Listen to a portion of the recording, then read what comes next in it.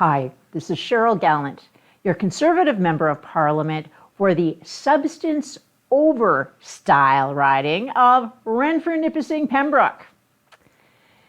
The Trudeau Liberals' approach to governing has always been to put style before substance, quite literally in the case of firearms regulation. But it's not just with firearms that the Liberals have adopted a ready, fire, aim approach to policy. From Afghanistan to Ukraine, from firearms to fertilizer, it's always the same.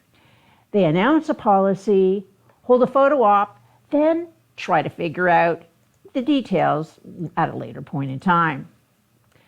4 months after abandoning local Ukrainian embassy staff whose names they knew to be on a Russian hit list, Trudeau flew to Kiev and staged a fake embassy reopening. That embassy has still not been reopened. Trudeau staged a fake news event, taxpayer-funded misinformation. All that matters for the Liberals is saying they've done something. The details are left for later. Meanwhile, victims of Putin's war cannot access the support Trudeau promised. For Trudeau, this was all about getting video footage for the legacy media. The lives of children fleeing missile attacks don't matter. The safety of local embassy staff doesn't matter. The only thing that mattered to Trudeau was posting a pic on Instagram.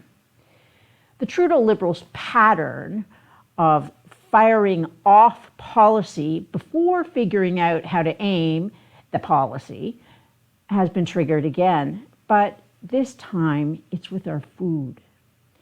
It's clear from the government's own documents on its fertilizer consultation, it's committed to an absolute target of a 30% cut in emissions across the board by 2030, regardless of reductions already achieved by farmers.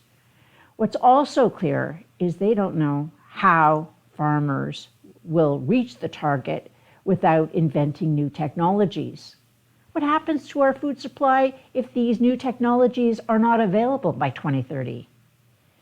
Even worse than knowing not knowing how to cut 30% of nitrogen emissions, the government doesn't even know how to accurately measure nitrogen emissions.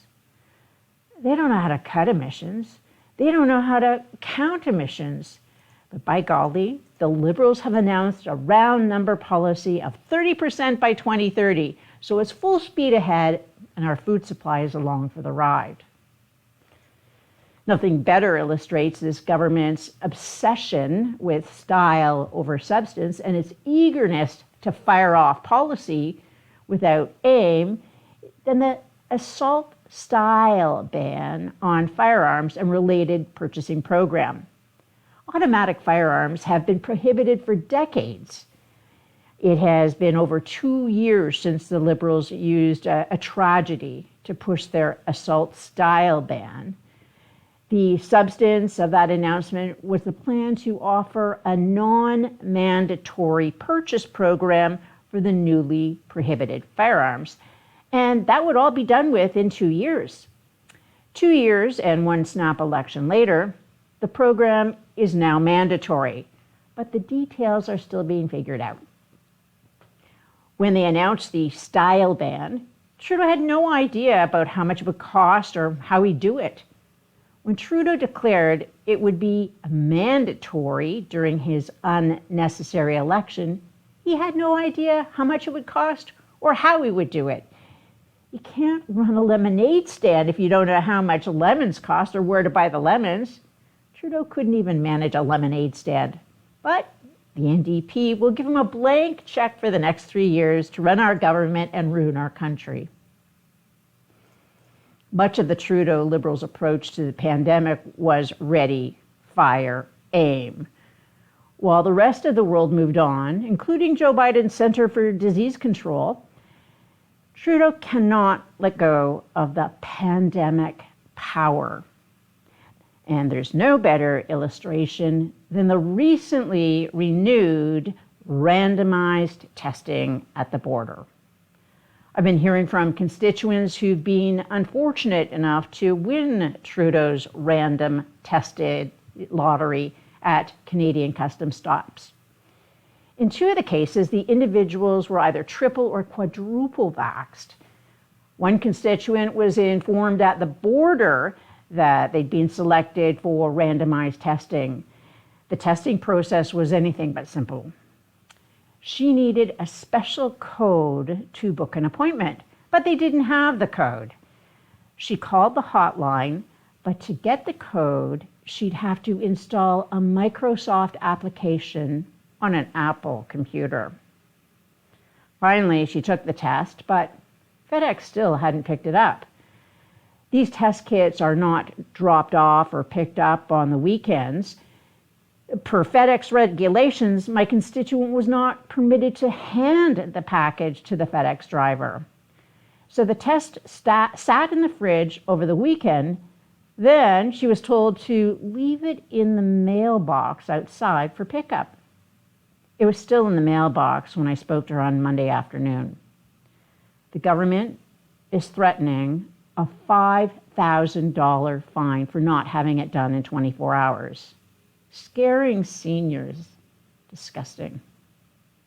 Another constituent was not informed at the border. A message from public health was left on voicemail after returning home and after he'd already left for the cottage. Upon returning, the constituent learned of winning's Trudeau random misery lottery.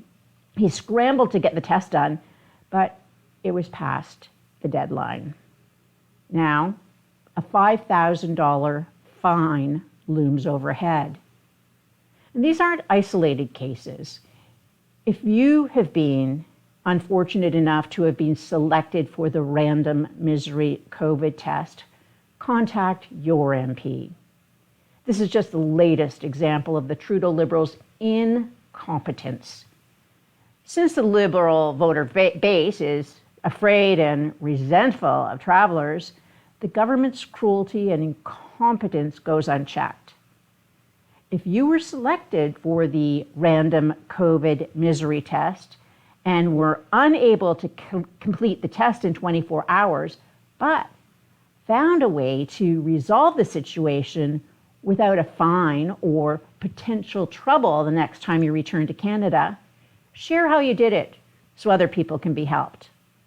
Live from Ottawa, this is Cheryl Gallant.